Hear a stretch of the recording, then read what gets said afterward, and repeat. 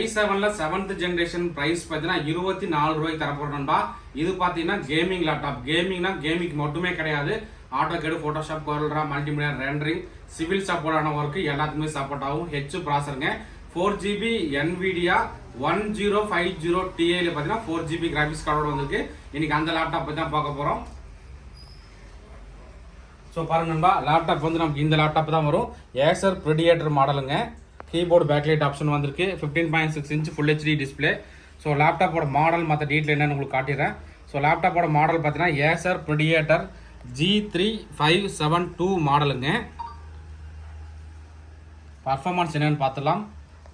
Intel core i7ல 7th generation HQ ப்ராசருங்க. 2.80 GHz speed, 4 core ப்ராசரில் வந்திருக்கு. ரேம் பார்த்தீங்கன்னா 16GB ரேம் DDR4, மொத்தம் 32GB ரேம் சப்போர்ட் ஆகும்.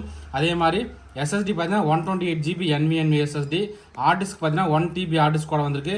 முக்கியமாக NVIDIA G4 GTX 1050 Tiல பார்த்தீங்கன்னா டெடிகேட்டட் கிராஃபிக்ஸ் கார்டே 4GB வந்திருக்கு. ஸோ அதனால தான் இது நான் சொன்னேன். உங்களுக்கு AutoCAD, Photoshop, courier, multimedia, rendering எல்லாத்துக்குமே சப்போர்ட் ஆகும். இந்த லேப்டாப்போட ப்ரைஸ் நம்ம தரது பார்த்தீங்கன்னா 24,000 ரூபாய்க்கு தர நண்பா. ஒரு குவான்டிட்டி தான் வந்திருக்கு.